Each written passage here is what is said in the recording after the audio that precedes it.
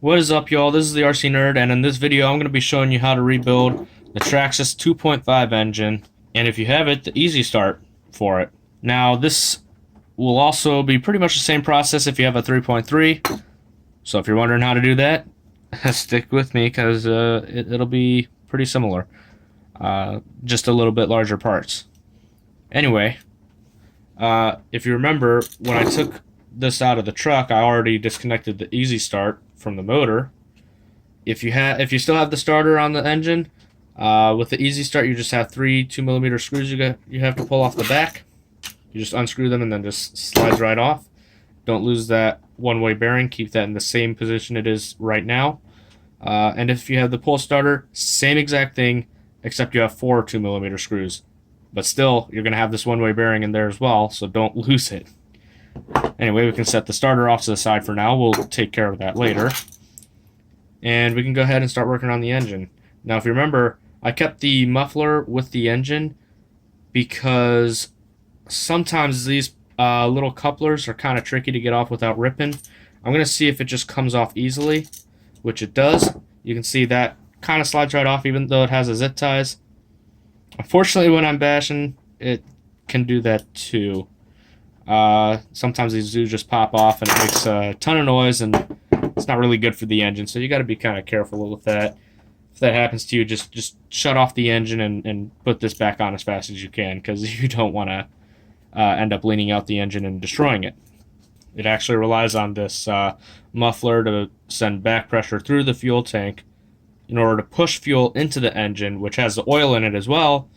So if you don't have that back pressure, your engine's not going to get enough fuel. It's going to run lean. It's going to run with little oil in it, not enough lubrication, and that's going to make it wear out faster.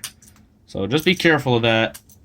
You want to make sure you have these zip ties tight enough to clamp onto these firmly. But you got to be careful. If you put them on too tight, you can actually rip this coupler. So it's kind of tricky to get it just right. I'll try to show you how to do that. As for this air filter, I don't know why they zip tied this one on. I don't really have problems with this falling off, and it just pulls right off anyway. Normally you're not supposed to have this zip tie, so just pull the air filter off like I did. Now we can go ahead and remove this carburetor. So we just gotta loosen this nut. It doesn't have to come off all the way. Just loosen this nut and then slide the carburetor straight out. Now this carburetor is pretty freaking stuck in there, so I'm gonna show you a little thing. You want to kind of give it a little twist back and forth, and it's still really stuck. Alright, this is going to be fun. Let's loosen this up some more. See if that helps at all.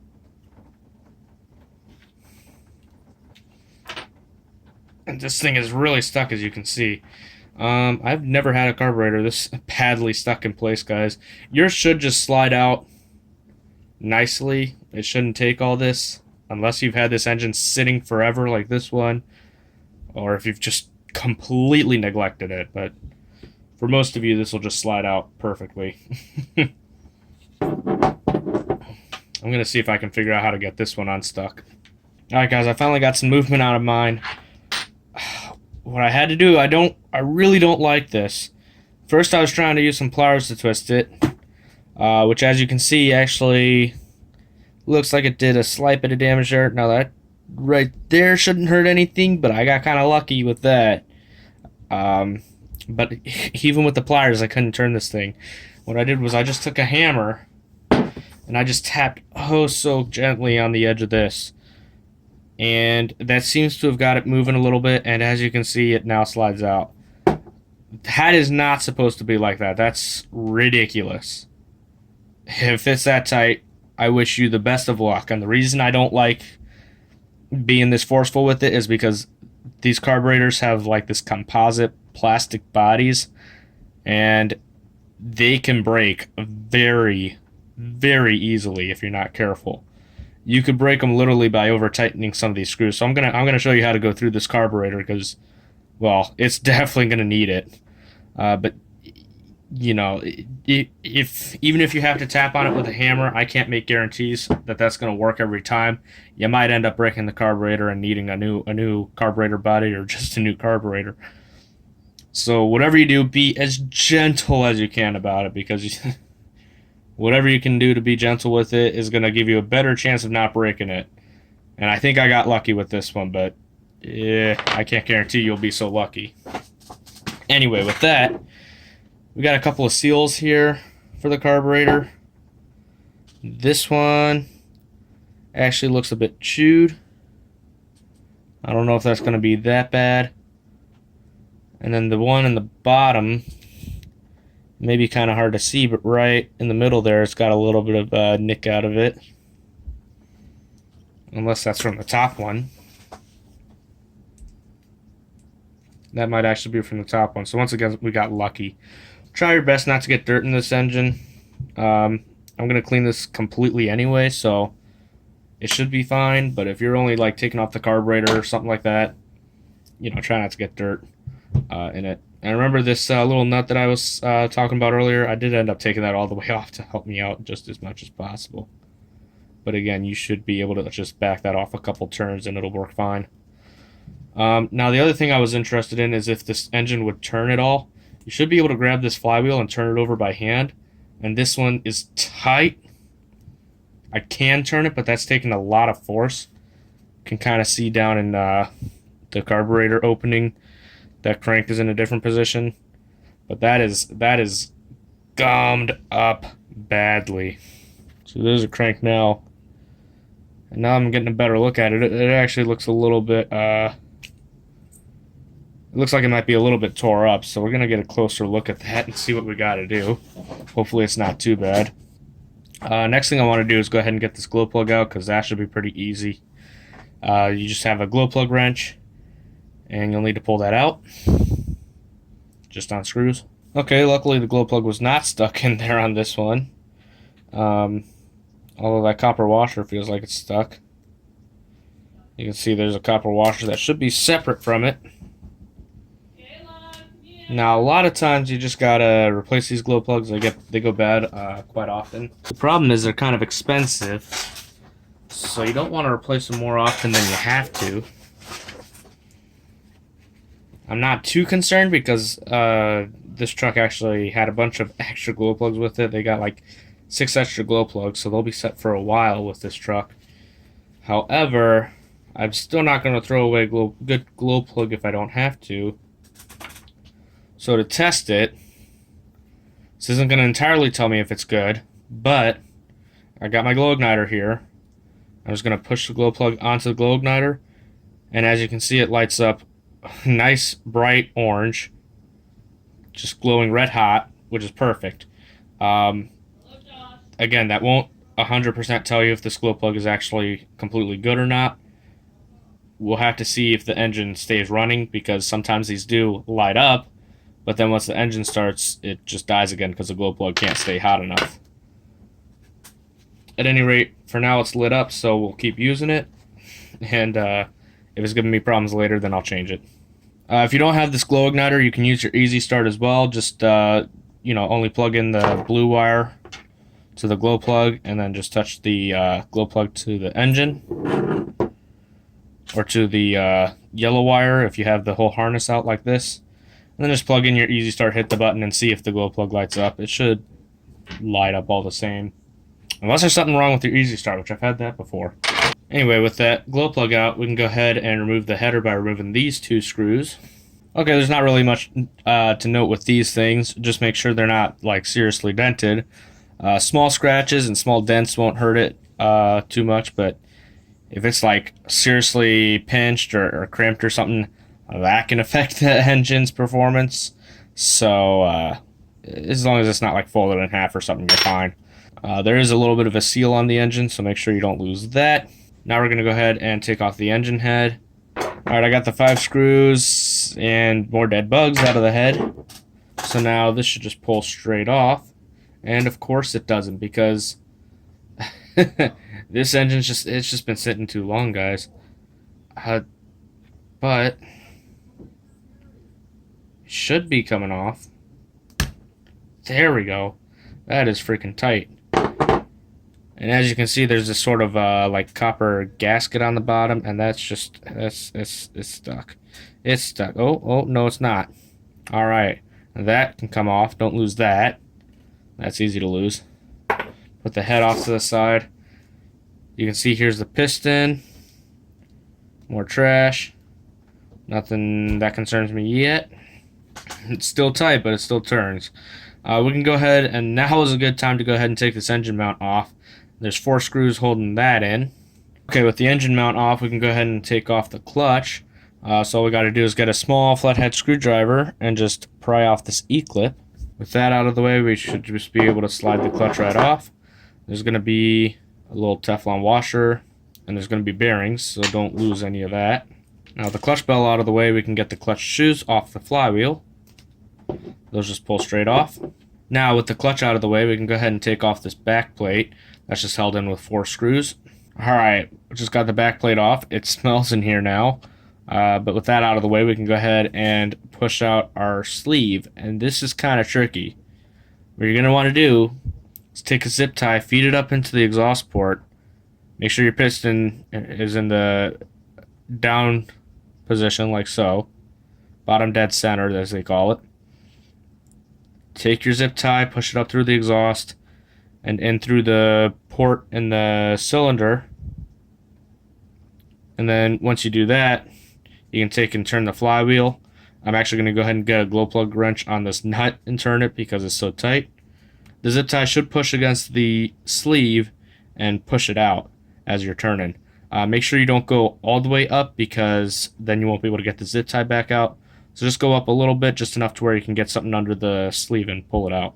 Alright, as you can see, I got it up just enough, so now I'm going to go ahead and take a small flathead screwdriver, get it in kind of sideways so that I don't have as much of a chance of damaging the sleeve, and I'm just going to gently pull it up.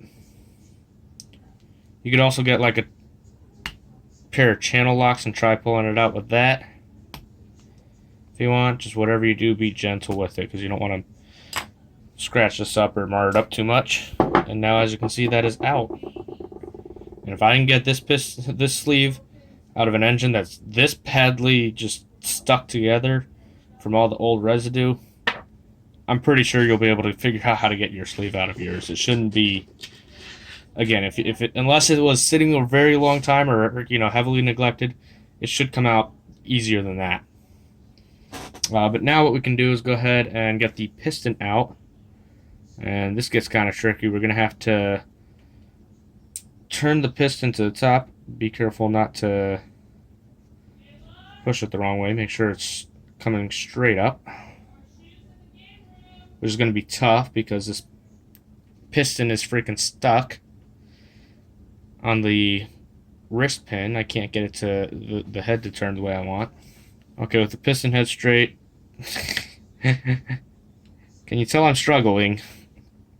Alright, I'm going to have to put like a zip tie between the freaking piston on mine so that it can't, when I turn the flywheel, it can't freaking push it into the port. And now we can go ahead and pull the we got to kind of pull this rod off of the pin that it rides on and kind of twist it and turn the flywheel back down so that the pin kind of moves out of the way of the rod. It's kind of tricky. Alright, I ended up taking these side cutters and kind of sticking it under the rod. It was just enough to get under the bottom of the rod and pull it up without tearing it up too bad. So that piston should just fall out now. Let's see, did I do any damage? If you look at it, it looks to be okay.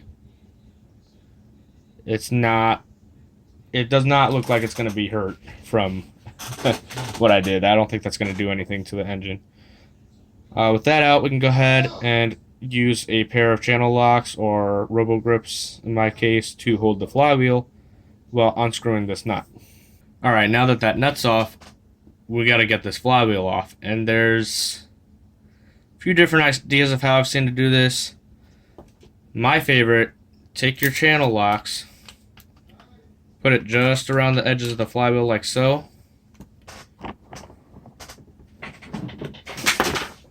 Try not to drop your engine.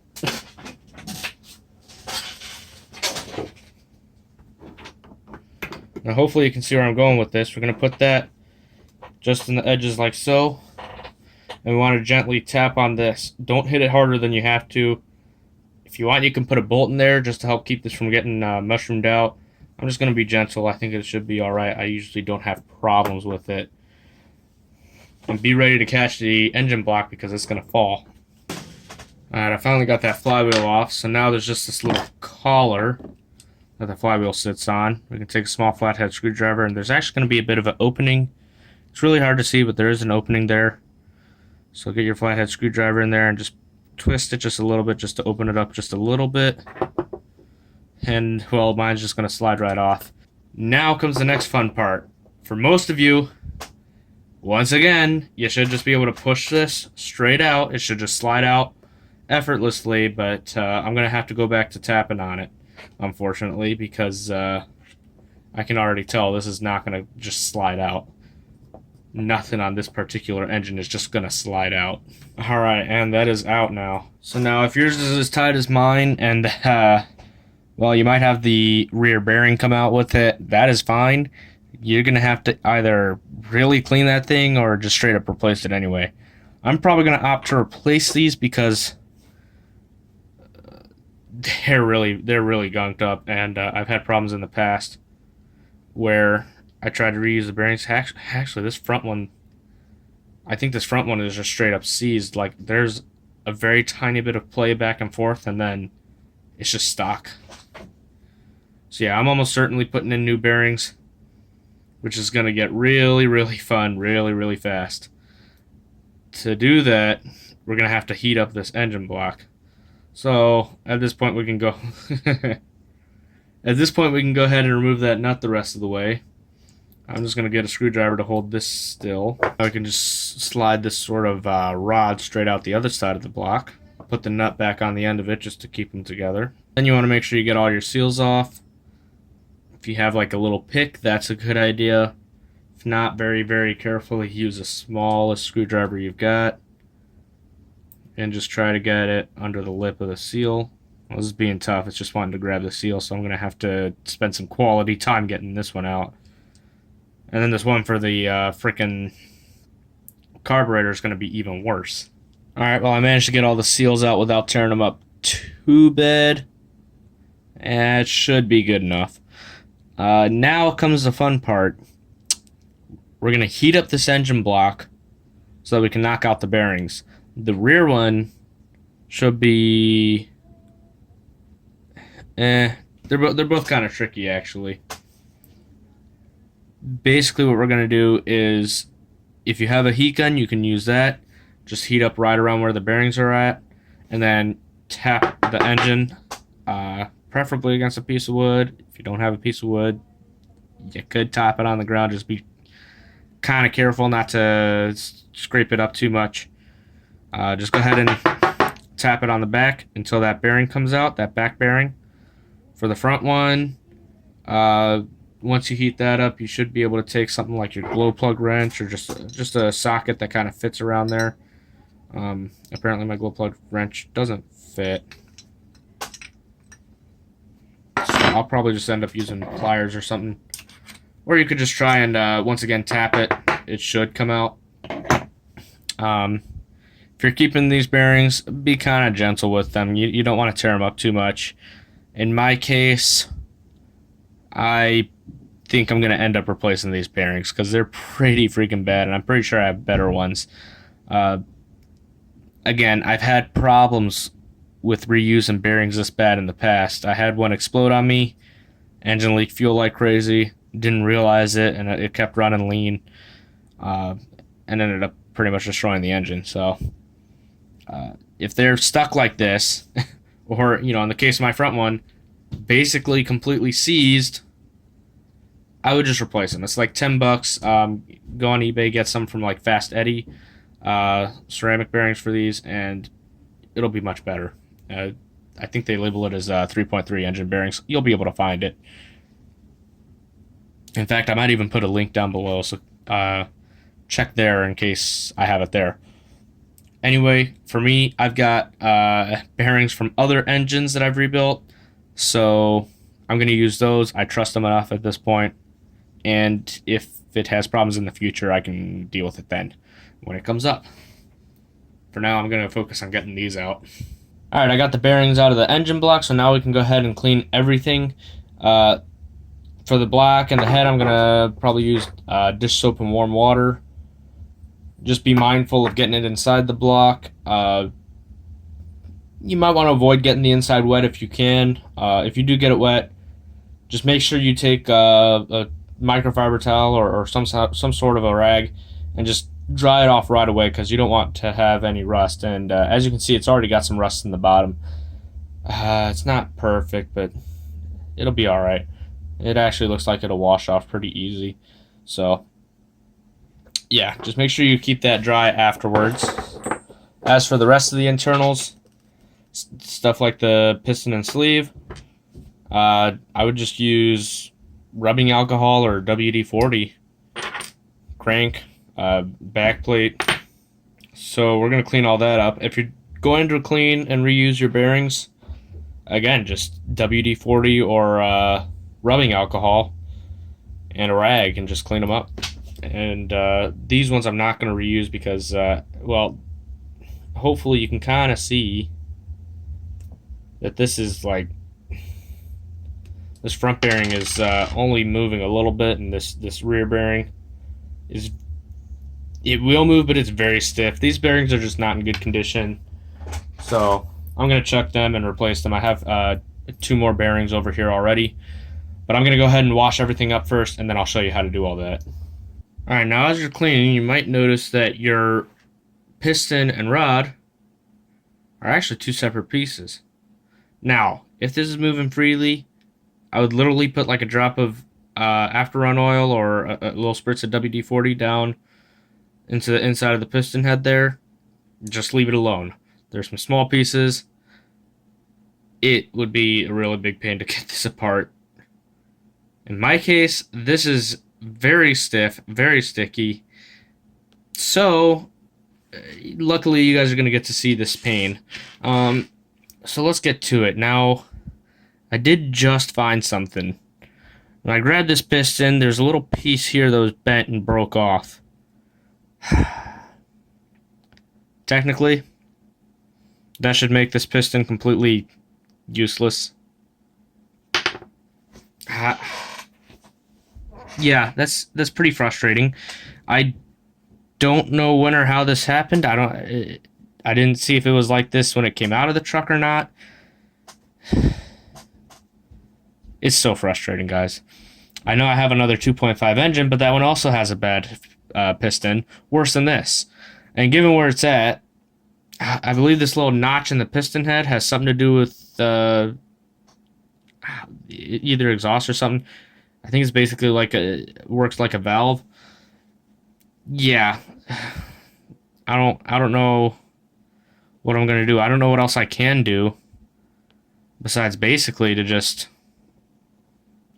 use it anyway. Maybe I can find a good used piston for a reasonable price. I'll look out for it. But as it is, I'm just gonna have to go with it for now. Hopefully yours isn't broken, because well, it may not work as well as it should. But yeah, I'm just gonna use it for now. Make the best that I can of it. Now even with this damage, the engine probably still will run. Probably won't run right, or I don't know. But again, I don't really have any other options. It's just, it's either that or you don't play with the truck. So I guess we're gonna continue on with the rebuild and do the same thing. So to get this little assembly apart, hopefully you can see right inside the piston there's a sort of wire. You need to grab some really tiny needle nose pliers, or maybe like a small screwdriver, and you kind of have to turn that wire and pull it out. It's really weird the way it goes in. Definitely do this over a rag or a paper towel, because if it goes flying, hopefully it'll land on there and you'll be able to find it again. Be extremely careful with this thing, because it will want to snap and go flying, and it's probably going to happen. So just be careful with that as you're getting it out. Alright, I got that little wire out. Can you see it? I wouldn't blame you if you can. It's so small, but it's right there. It almost looks like a piece of trash, but don't lose it. And now there's going to be a little pin that we can push out from the other side. You should be able to push this out from the other side. Okay, this pin is going to be tight.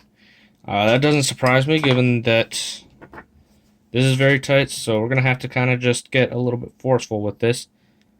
I don't like it, but there's not really better options. Fortunately, I think I'm going to have to take a screwdriver and a hammer and just kind of force this wrist pin out of the piston.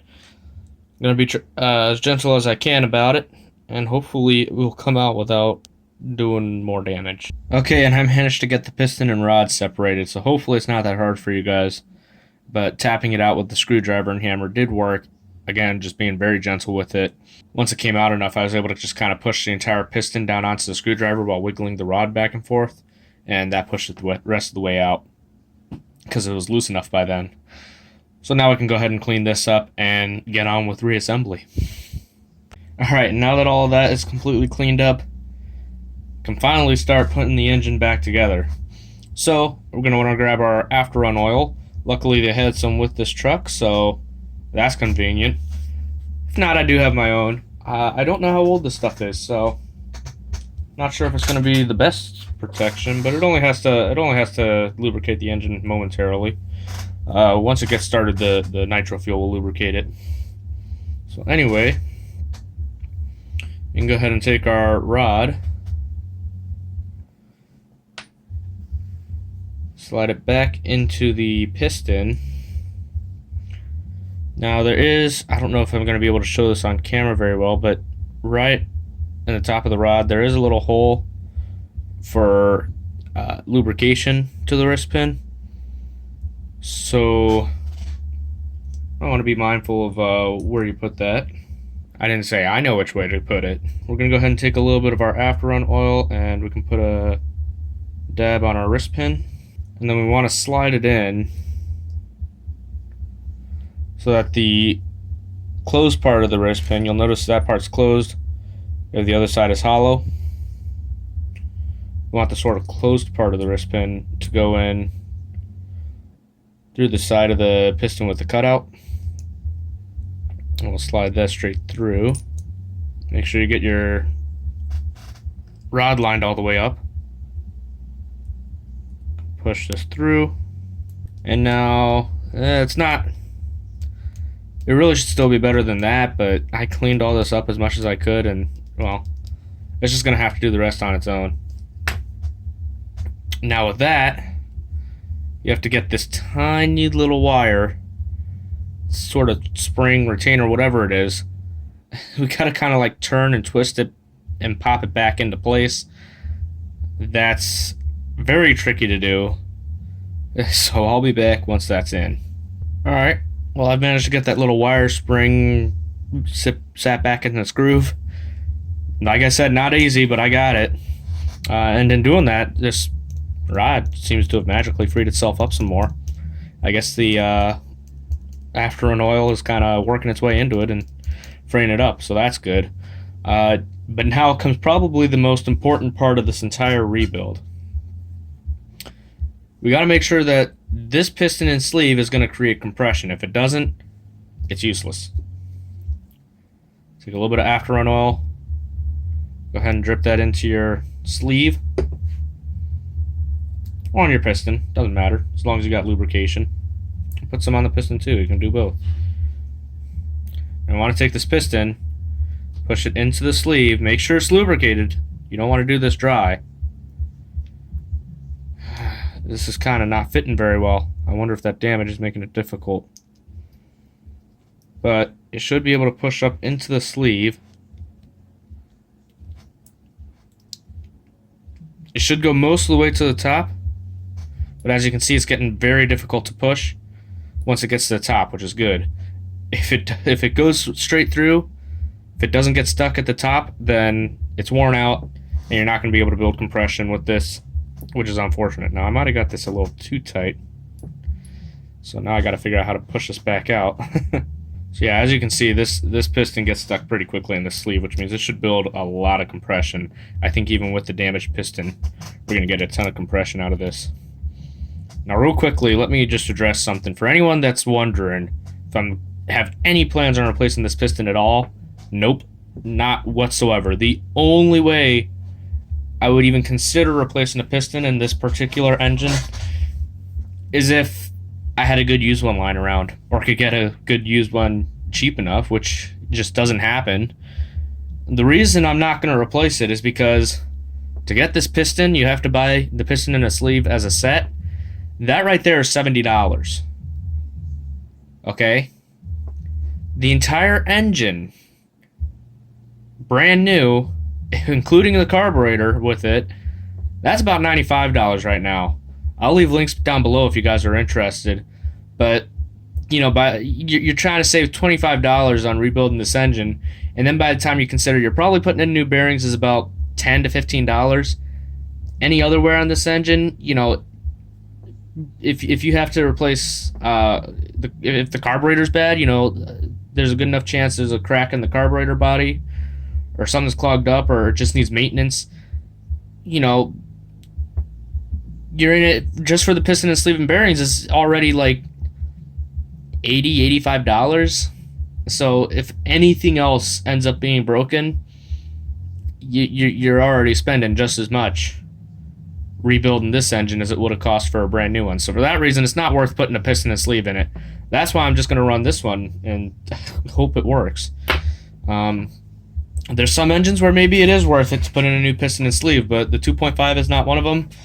Even the 3.3 is probably not worth it, because I think 3.3 pistons and sleeves are even more expensive. Of course, the engines are too, but it's kind of works out the same way.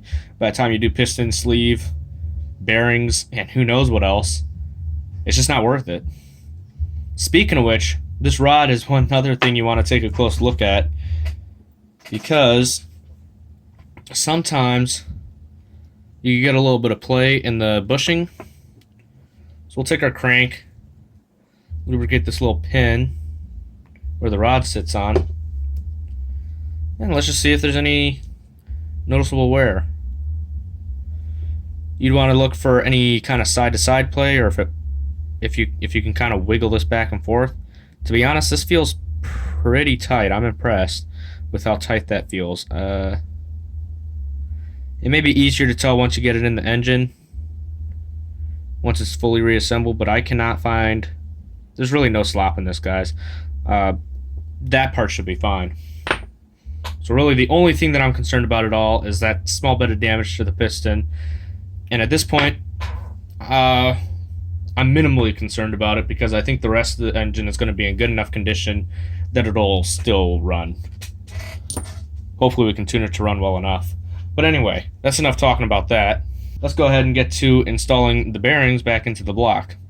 Now, if you're reusing your old bearings and you already got those cleaned up, perfect. You can just get ready to put those back in. There's nothing really to do with that. I would say let's go ahead and put a drop of bearing oil on each of these bearings. And you need to know that if you're running brand new bearings, if you just bought brand new bearings for this engine, more than likely they're going to have the seals on them already. What you'll need to do is, for the rear bearing, you're going to have to take a X-Acto knife, get it in between the seal and the race of the bearing, and pry the seal out from both sides of the rear bearing.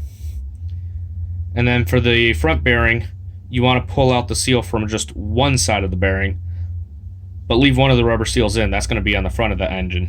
Now, if you want, you could heat up the block again, but you can get away without it.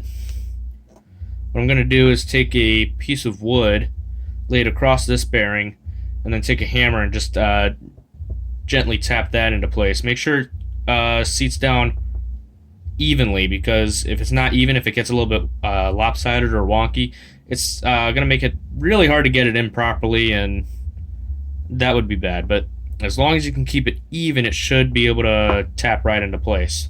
As you can see, mine started going a bit wonky. This is what you want to avoid. If you keep it even, it's going to go in much better, but well, I'll just have to figure out a way to get that back out and then try again. Alright, now as you can see, I've got the front bearing installed.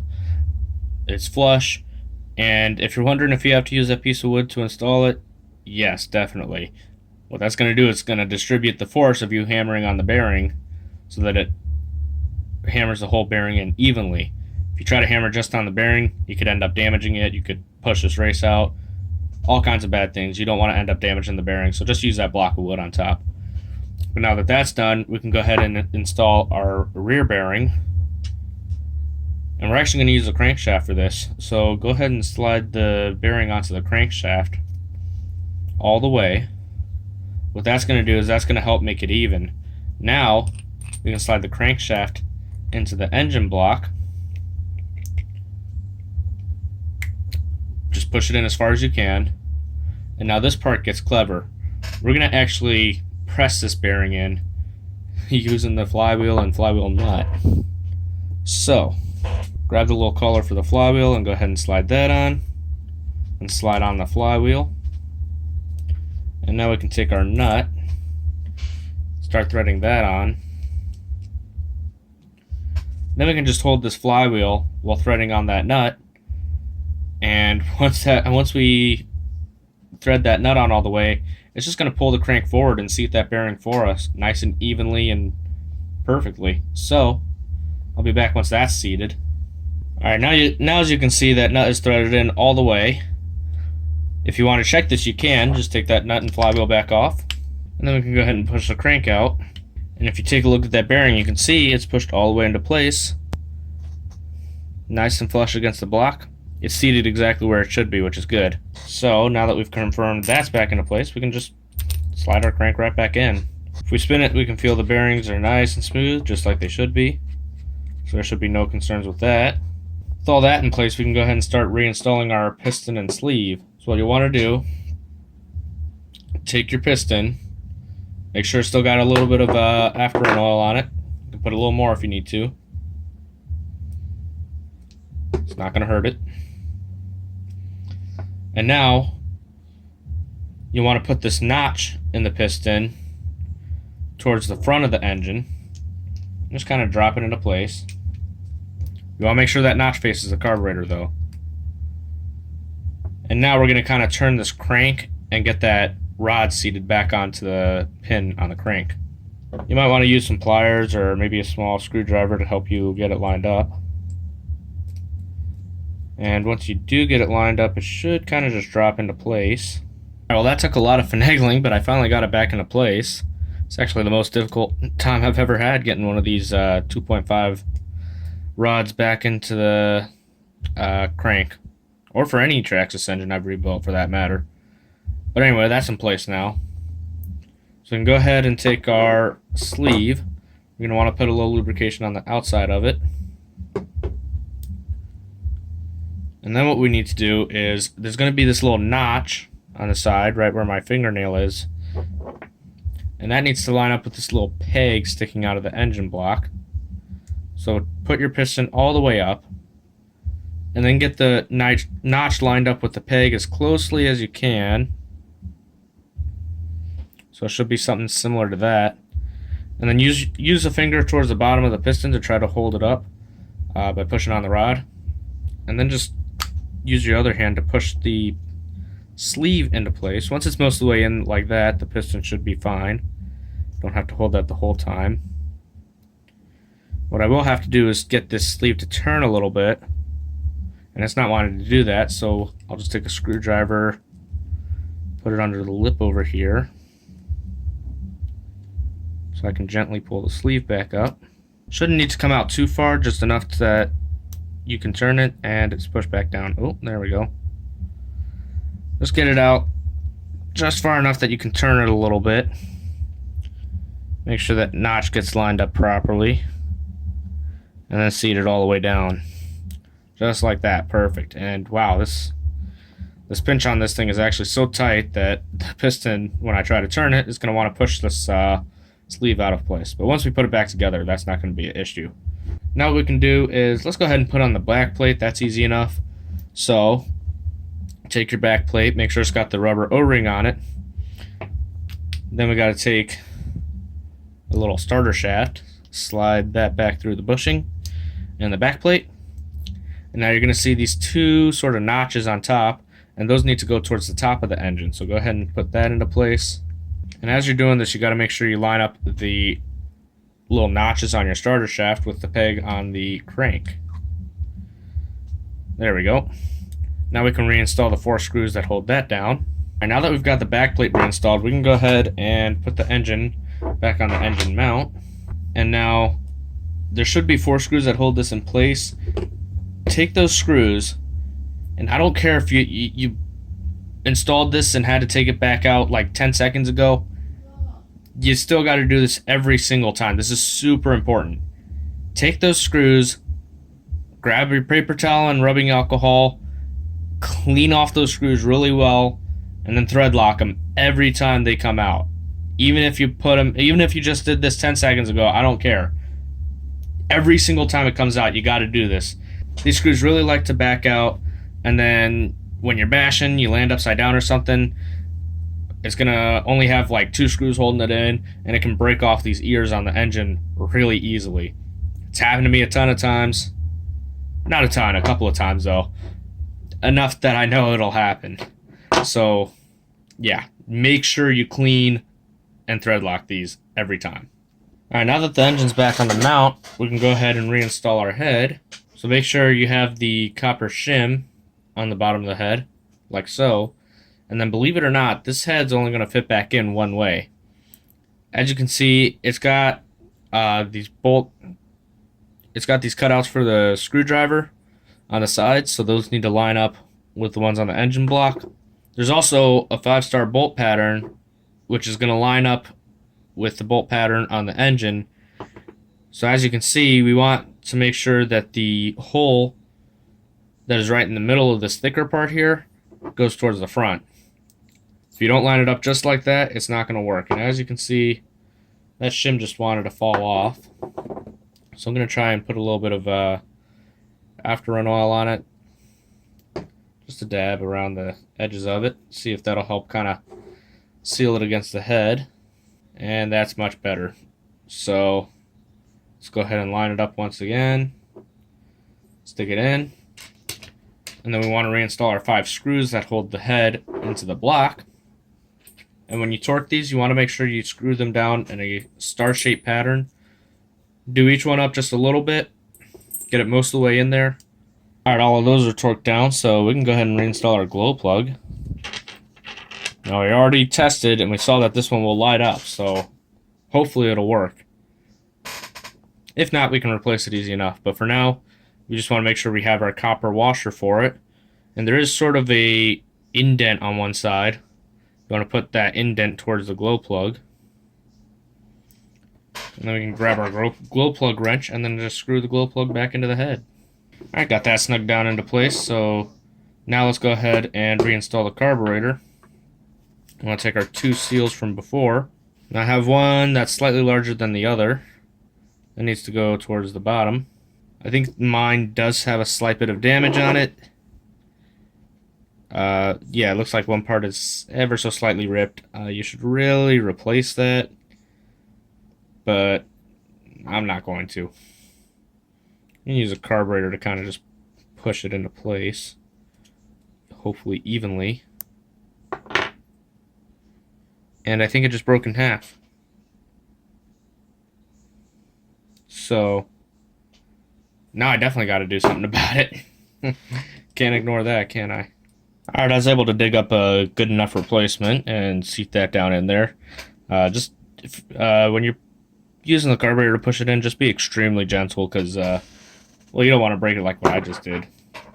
Anyway, with that one on, we can actually hold off on installing this carburetor because I just remembered I haven't cleaned this yet.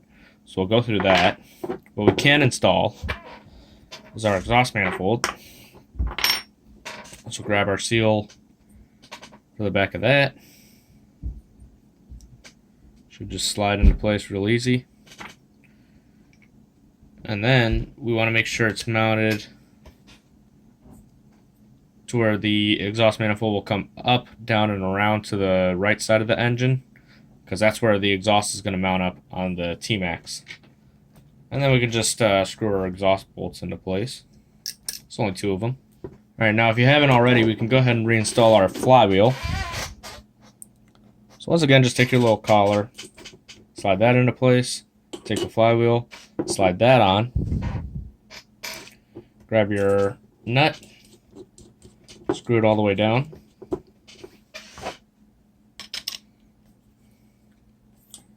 Make sure you use something to hold the flywheel.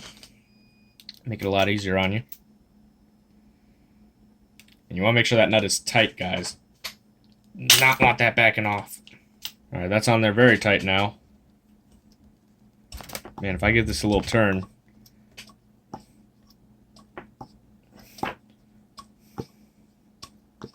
You can see and hear just how much compression this has. But at any rate, we can go ahead and reinstall our clutch shoes. Now we want to make sure that we install it in this orientation. So line up the holes on the little pegs on the flywheel. And we should be able to just slide it into place. You will have to push the spring out of the way a little bit.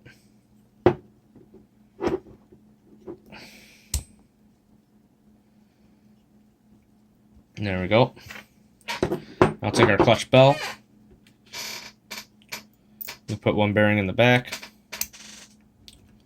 one bearing in the front, and yes, those have already been cleaned. Now I should have two of these little Teflon washers. I only see one laying around. We're going to put one on the crankshaft right over that nut. This bearing fell out, so we can just slide that back on. Slide the entire clutch bell onto the crankshaft. Then we'll have another little Teflon washer we want to put on the end of that. Then we can top off all that with this giant E-clip. So just kind of get the edge of it into place and then use a pair of pliers to snap that on. Just check and make sure that end bell can spin freely. As you can see, it does. And what happens is once the engine's running, it gets up to enough RPMs that clutch will kick out and engage this, making that spin. And when it does not have enough RPMs, this is just gonna free spin and the crankshaft will spin inside of it. But anyway, with that done, we can go ahead and, if you took this out earlier, slide that back into place to hold the carburetor. Put the nut on part way. And with that, the engine itself has pretty much been rebuilt. Now we're going to take a break from that and move on to our carburetor. This shouldn't be too bad. Let's go ahead and unscrew our high-speed needle all the way.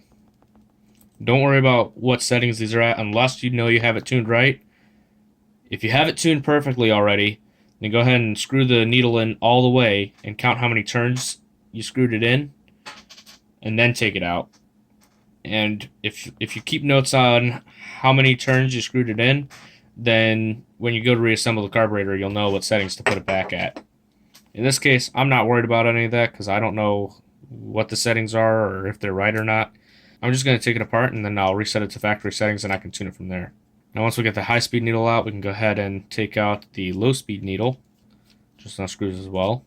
Alright, now we can unscrew this jet that the high-speed needle sits in. And take all that out. This sort of fuel nipple should come off with it, as well as these two washers. Although this washer seems to be stuck to the jet itself, so we'll just leave that alone. Doesn't need to come off. Then we'll go ahead and take off these two caps. Alright, let's pull off this little carburetor linkage arm. There's just a 1.5 millimeter grub screw we need to loosen on the back of it, and then it'll just slide right out of place. Next up, we'll pull out the idle screw. And once that's out, we'll go ahead and pull off this rubber boot. Then we have this little spring under here. We can use like a little small screwdriver or something to pull up this bottom lip that's under the plastic lip of the carburetor body. And now with that, we should be able to pull the entire carb slide out with the spring. And with that all disassembled, we can just go ahead and clean up everything.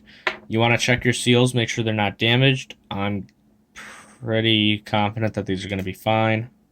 Of course, if they're ripped or got holes in them or, you know, badly deformed or anything, you'll want to replace them. But in this case, I don't think anything's going to be like that.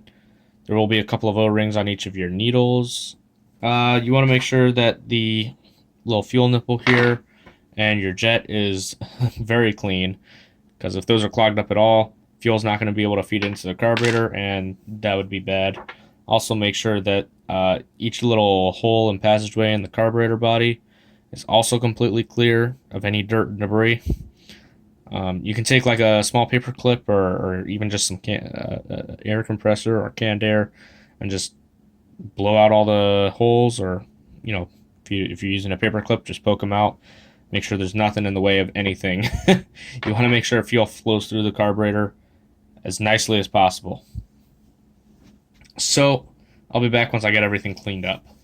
Alright, I've got everything cleaned up now. Alright, first thing we'll do is reinstall the slide. And we want to put it so that this notch goes on the same side as the idle screw. And then we can go ahead and push the bottom of the spring back into place. I know it's hard to see, but there's a little bit of a cutout in the plastic where the spring sits there. So make sure you get that seated properly. And then we can slide our rubber boot back over, and there's still a little bit more dirt in here. See if we can get that out. Unfortunately, these things are a bit of a pain to completely clean out. But anyway, we can go ahead and slide that back over. Make sure the bottom gets seated. And same for the top of it. Let's go ahead and reinstall our idle screw. We can start by screwing it down all the way, but we will need to back it off. Now once you get the idle screw screwed in, you want to back it off until there's about a 1 millimeter gap between the slide and the carb body, the inside of the venturi here. As you can see, it's closed most of the way. We'll push it in a little more than that, and we'll leave it about like that for now. Should be close enough. We can go ahead and reinstall our linkage arm. So you want to kind of slide that over the end of the slide. And then for the T-maxx, you want to have it pointing slightly down. Something like that. And then we can hold that in place and screw down the grub screw. Now we're going to screw down our low speed needle. Now to get this to factory setting, we want to have that low speed needle, the head of the low speed needle, about flush with the edge of the slide. It's usually around 1 3/4 turns. It is kind of hard to tell, but I just like to use my screwdriver and kind of try to feel if there's a little bit of a height difference between them. So just try to get them as flush as you can. I think that was about 1 1/4 turn actually. So now with that there, we can go ahead and reinstall the larger of these two little covers into the side of the carburetor body. And when you screw these ones in, you just want to go until it's very lightly snug. This does not need a lot, or you will destroy the carburetor body. Could very easily strip it out or crack it. So just go till it's snug, just like that, and just leave it alone. That's fine. Take the other one, and we're going to go ahead and put that on the same side as where the arm is pointing down. Now we can go ahead and take our little carburetor jet, slide the little fuel nipple back on. Make sure you got the first washer on, then the fuel nipple, and then the second washer, like so. We'll screw that on the opposite side of where we put that plug. And as you're screwing this one down, you want to position the fuel nipple so that it's right by where the venturi of the carburetor is. And we'll screw this down till it's just a little bit snug. Finally, we can put our high-speed needle back in. And now, normally, the factory setting for this is going to be to screw it down all the way, then back this out 4 turns. I know for my area, it's actually a little bit lean for these engines. They like to be run a little bit richer where I'm at, so I'm going to go ahead and back it off about 5 turns. Alright, now that all that's back together, we can go ahead and slide our second seal onto the bottom of the carburetor. Then we can slide the carburetor back into the engine. Make sure our little pin here is straight. Then you want to make sure the carburetor is twisted just a slight bit to the side. You want a very, very slight angle from the way the engine sits. And then, while holding that carburetor in place, we can go ahead and screw down our 3mm nut. Now with that all done, we can move on to rebuilding our easy start motor. Alright, now before we really start taking anything apart, first we want to take out this one-way bearing. Now make sure you keep it in the exact same orientation.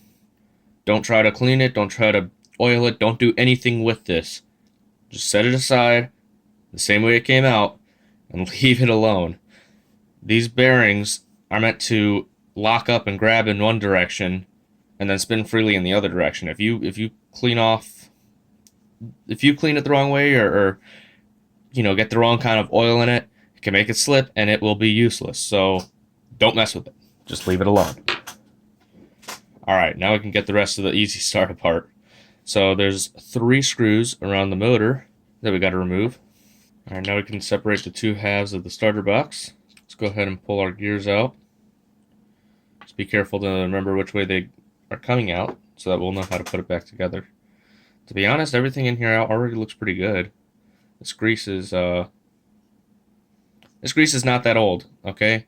Now, normally I would clean all these off and put fresh white lithium grease on there, but it kind of looks like that's already been done, so I'm not going to play with it. I'm just going to put it back the way it was. So we got this gear needs to go, I think it was like that. There we go. Now I got this one weird gear which has the 3 smaller gears on it for the starter motor. And each of those smaller gears has bushings in it, so make sure you don't lose those bushings either.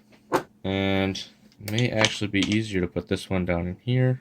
As for the starter motor, if you want, you can try and, if you're taking this apart all the way, you could undo the 2 screws and then just spray it out with some electric motor cleaner, and then put a drop of bearing oil on each of the bushings that the shaft rides on. I'm not going to do all that because I'm not worried about it. And I got that gear into place, so now we can just go ahead and line up the 2 halves and stick it back together. And we'll put in those 3 screws again. Alright, the starter motor's back together and cleaned up, so now we can take our one-way bearing that you kept in the same orientation, put it back exactly the same way. Should just slide in. And now, if you manage to get it in the wrong orientation, or you're not sure, there is one other way to tell. If you look very closely on one side, you should have some writing, and you'll see that arrow. That needs to go on the outside. So if you don't see that once you reinstall it, then it's in upside down, and you need to turn it around.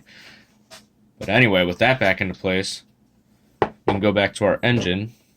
Now on the starter shaft, we need to have one little Teflon washer, and then we can slide our starter back on. And for the easy start motor, you have 3 screws holding it in. If you have a pull starter, you'll have 4 screws. So just go ahead and put those back. Alright, now that the starter's back on the engine, there's one more thing I'm going to do in this video, and that is the air filter. So you have this sort of coupler here. You can just pull that off. Whew, that one was tight. And now you can pull out your air filter element, and this one's actually quite sticky. Doesn't really surprise me too much. And these are kind of tricky to get out as well, but you should be able to kind of pinch it and pull it out. There we go. That's out. Now we can take this. You're gonna use some dish soap and warm water to completely wash it out, and then get all the dish soap out. Rinse it out really, really well. Throw it in your dryer for like 15 minutes because you want this completely dry. You do not want any bit of water left in this foam. And then once it's dry, you're gonna put just a 1 or 2 little drops of air filter oil on it, and then just roll it around in your hands to get all the oil into the air filter. In this case, this truck came with extra air filters that are already cleaned and oiled, so I'm gonna use those. If you really don't want to go through the hassle of cleaning it, check your local hobby shop or online. You can get pre-oiled air filters for these trucks, but cleaning them isn't that bad, really. So, either way, just make sure it's clean when you put it back together. Alright, so you can kind of see what I mean here. This is a brand new pre-oiled air filter, but actually in this case, it looks like they didn't spread out the oil very well, so I'm just gonna, this bag's kind of annoying, so I'm gonna poke a hole in it to get the air out. And then before I open this all the way, I'm just gonna go ahead and take it and kind of knead the air filter and try to get some of that oil spread out throughout the entire air filter. There you go. Now you see how it's all one uniform color, and you can't see oil splotches all over it. That's what you want. That means that the oil has actually gotten into the air filter like it was supposed to. So, I'll take and open this up. So again, you can buy them pre-oiled. Just make sure they're, you know, mixed thoroughly, because apparently mine wasn't. But anyway, with that taken care of, we can go ahead and just shove this back into place.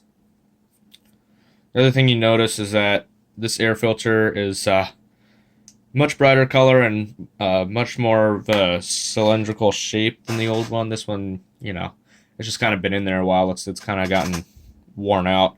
I've seen them so bad where the air filter just literally crumbled in my hand. That's useless, of course.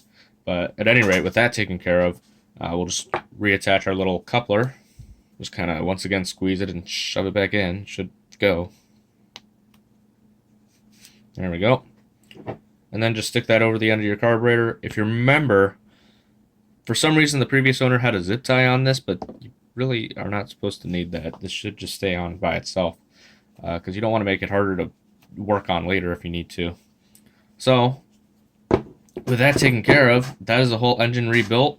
So that's going to be it for this video. If you guys enjoyed this video or found it helpful, please leave a like. If you did not find it helpful or entertaining, then please leave a dislike. And if you want to see more on this truck, be sure to subscribe to my YouTube channel, because we are almost done building this thing and I'm getting pretty excited. I want to run this truck so bad right now. Hopefully this engine will work better than I expect, because we'll see what happens with the damage with the piston. Just don't know what's going to happen there, but as long as we can tune it and get it running decently, I don't think it's going to cause too much of an issue. But anyway, I'll see y'all later. Bye.